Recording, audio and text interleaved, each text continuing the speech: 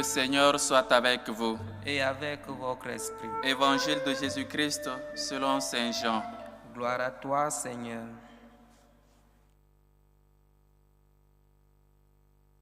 Au commencement était le Verbe, et le Verbe était auprès de Dieu, et le Verbe était Dieu. Il était au commencement auprès de Dieu, car par lui que tout est venu à l'existence, et rien de ce qui s'est fait ne s'est fait sans lui. En lui était la vie, et la vie était la lumière des hommes. La lumière brille dans les ténèbres, et les ténèbres ne l'ont pas arrêtée. Il y eut un homme envoyé par Dieu, son nom était Jean. Il est venu comme témoin pour rendre témoignage à la lumière, afin que tous croient par lui. Cet homme n'était pas la lumière, mais il était là pour rendre témoignage à la lumière. Le Verbe était la vraie lumière qui éclaire tout homme. En venant dans le monde, il était dans le monde, et le monde était venu par lui à l'existence. Mais le monde ne l'a pas reconnu. Il était venu chez lui, et les siens ne l'ont pas reçu. Mais à tous ceux qui l'ont reçu, il a donné le pouvoir de devenir enfants de Dieu. Eux qui croient en son nom, ils ne sont pas nés du sang, ni d'une volonté charnelle, ni d'une volonté d'homme. Ils sont nés de Dieu. Et le Verbe s'est fait chair, et il a habité parmi nous.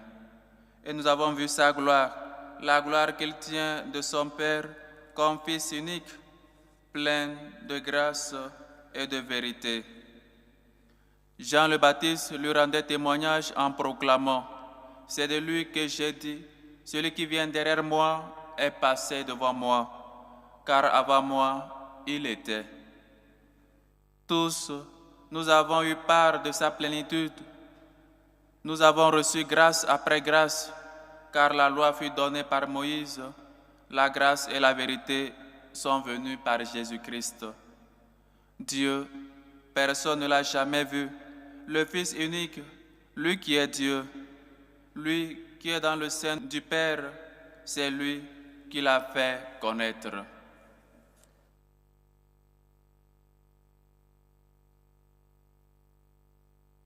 Acclamons la parole de Dieu. Louange à toi, Seigneur Jésus. Chers frères et sœurs, comme je le disais au début de cette célébration eucharistique, c'est comme célébrer deux actions de grâce à la fois. Action de grâce qui est l'Eucharistie elle-même et action de grâce pour tous ces bienfaits, pour les grâces que Dieu ne cesse de nous donner dans nos vies et en ce jour particulier de mon anniversaire de naissance et de mon saint patron, Saint Sylvestre. Et donc, chers frères et sœurs, j'aimerais avant de commencer réciter ce psaume qu'on a lu. Chantez au Seigneur un chant nouveau, chantez au Seigneur terre entière, chantez au Seigneur et bénissez son nom. Nous voici au dernier jour de l'année, au dernier jour de l'année 2025, et nous venons rendre grâce à Dieu pour ses bienfaits dans nos vies. Peut-être, je répète, peut-être que l'année n'est pas si bonne que nous l'avons prévue, mais nous sommes toujours en vie, nous gardons toujours espoir, parce que notre espoir, Dieu, est né. Notre espoir s'est fait chair et il habitait parmi nous. Et donc, chers frères et sœurs, il est toujours permis que nous gardons notre espoir, que nous gardons toujours l'espérance. Et nous sommes en train peut-être de clôturer cette année sainte que le pape François a inaugurée, cette année sainte de l'espérance. Et il faut toujours réallumer les bougies de l'espérance. Il faut toujours rêver, il faut toujours croire en vos rêves que le Seigneur lui viendra. Il est déjà venu et il nous soutiendra tous les jours. Il est notre rocher, il est notre bouclier. Et donc, chers frères et sœurs, en ce dernier jour, nous venons rendre grâce à Dieu. Nous venons nous prosterner devant son altar pour lui dire merci. Merci pour toutes les grâces qu'il nous a données.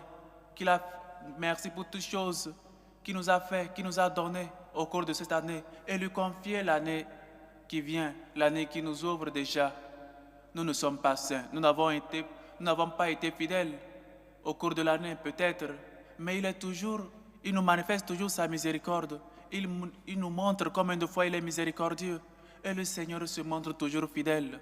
C'est à nous, nous manquons la foi. Nous manquons de toujours le prier. Et donc, chers frères et sœurs, chantons aujourd'hui un chant nouveau. Chantons pour rendre grâce à Dieu pour ses bienfaits dans nos vies. Chantons parce que le Seigneur, notre Dieu, s'est fait chair et il habite désormais parmi nous. Et donc, nous voyons aussi dans l'Évangile comment Jean décrit Dieu là qui était au commencement, Dieu par qui toute chose a été faite, par lui toute chose est venue à l'existence. Et lui-même prend cette initiative de venir parmi nous, d'habiter parmi nous. Regardez l'humilité de Dieu. Regardez Dieu nous aime tant qu'il veut faire, qu'il a fait sa demeure en nous, qu'il veut habiter parmi nous. Il veut nous joindre. Il nous a déjà fait par amour. Il nous a déjà créés par amour, à son image et à sa ressemblance. Mais encore une fois, il nous montre combien de fois il nous aime. Mes chers frères et sœurs, il vaut bien que nous comprenions encore une fois que nous sommes des personnes, nous devons être des personnes qui rendent témoignage à Dieu. Comme Jean l'a annoncé, je ne suis pas celui que vous croyez. Je ne suis même pas digne d'enlever ses sandales. Je ne suis qu'un témoignage, je ne suis qu'un témoin. Je ne suis venu que pour rendre témoignage. Notre vie doit être un témoignage. Notre vie doit être une vie pour rendre témoignage. Et surtout, pour rendre témoignage, comme Jean même lui a dit, il faut que nous-mêmes, nous puissions être petits, se faire petits, pour que lui puisse croître en nous. Comment nous pourrions rendre témoignage à Dieu si parfois nous ne nous diminuons pas? Nous sommes pleins d'orgueil, d'arrogance. Nous voulons qu'on nous voie. Et donc, où est l'orgueil? Dieu n'est pas là-bas. Nous savons tous, l'orgueil n'est pas de Dieu. Il faut qu'on comprenne que notre vie doit être une bougie pour non seulement nous allumer nous-mêmes, mais aussi allumer les autres, pouvoir montrer le chemin aux autres, pouvoir laisser Dieu croître en nous. Et c'est ce que Jean a fait. Il n'est pas venu pour qu'on dise, quand on lui demandait, dis-nous si tu es celui qui doit venir. Lui-même a dit, non, je suis là que pour préparer le chemin. Et donc, nous devons, nous chrétiens, croître dans la foi, nous en premier, et après aider nos frères et sœurs qui ne croient pas, qui ne partagent pas la même religion avec nous, à y croire, à ce qu'ils puissent nous joindre pour qu'ensemble nous pouvons louer Dieu. Et donc, au début de chaque année liturgique, c'est ces prières-là que nous faisons, afin que nous puissions croître, nous puissions être toujours fermes au sacrement et toujours croître dans la foi.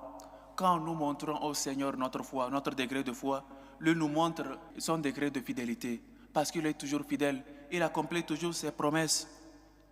Il accomplit sa promesse dans ta vie. Puis demande au Seigneur une grâce.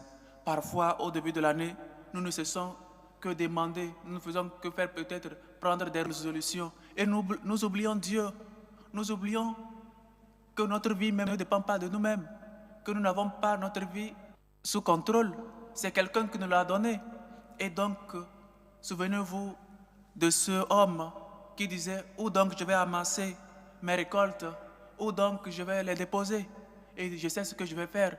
Je vais casser tous mes greniers et je vais construire de grands. Et je peux me dire à moi-même, mange, bois, parce que tu as des récoltes pour plusieurs années. Et le Seigneur lui dit, insensé, on peut demander ton âme cette nuit même. Et tout ce que tu as amassé, de qui sera? C'est bien de faire des projets, c'est bien de toujours rêver, mais il faut le faire avec Dieu, si Dieu le veut. Parfois, on oublie Dieu dans nos programmes. Parfois, on fait tout, on fait des programmes pour le lendemain et on oublie de mettre Dieu. Il faut soumettre toujours ses plans à Dieu, si Dieu le veut. Dieu, si tu le veux, je peux faire ceci. Seigneur, aide-moi à faire ceci. Seigneur, aide-moi à faire cela. Fais-moi la grâce de pouvoir réaliser ceci cette année.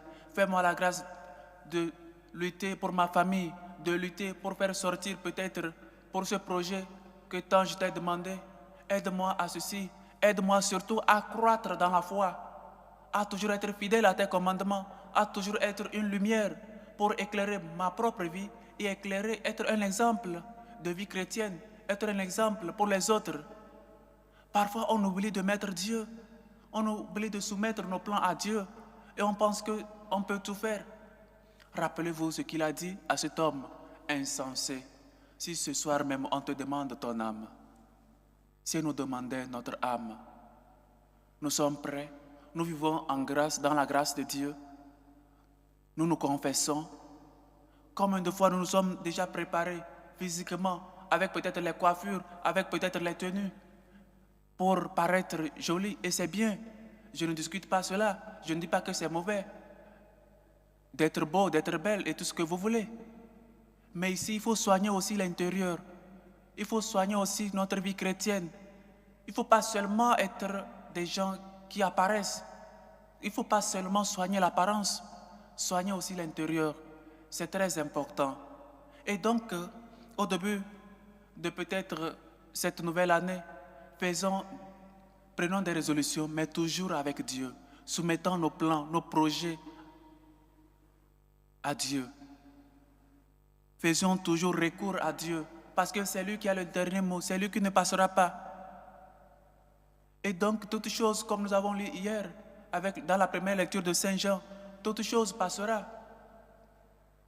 Dieu seul ne passe pas. Dieu seul suffit, nous a dit Sainte Thérèse. Et soyons patients quand nous demandons des choses au Seigneur. La patience obtient tout. Il faut être patient. Il faut toujours rendre grâce à Dieu.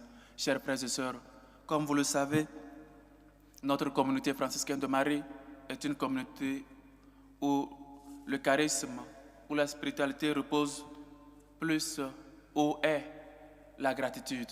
Il faut toujours être des gens qui savent remercier Dieu dans leur vie. Il faut toujours être des gens reconnaissants. La reconnaissance nous sauve. Il faut toujours savoir que tout ce que nous avons eu en 2025 est venu de Dieu. Tout ce que nous n'avons pas eu peut-être, faisons encore confiance, mettons notre espoir dans le Seigneur.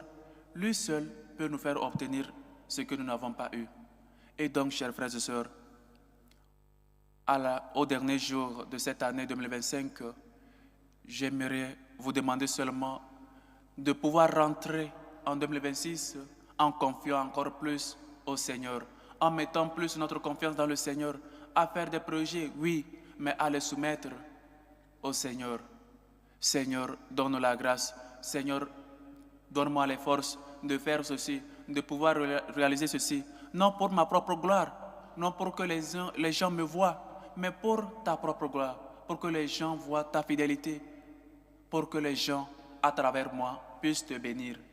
Voilà pas mal de choses qu'il faut demander déjà au Seigneur et oublier notre orgueil de faire des résolutions en comptant sur nous-mêmes. Nous ne sommes que argile et le potier, c'est le Seigneur. Disons, Seigneur, je ne suis que l'argile, comme cette terre fragile, comme l'argile dans les mains du potier, abandonnons-nous au Seigneur. Comme l'argile dans les mains du potier, je m'abandonne à toi. Fais de moi ce que tu voudras, pourvu que ta volonté se fasse à moi et que ta gloire soit manifestée. Que le Seigneur nous aide et que Saint Sylvestre, par l'intercession de Saint Sylvestre, nous sachions aimer plus Dieu. Loué soit Jésus-Christ. À jamais.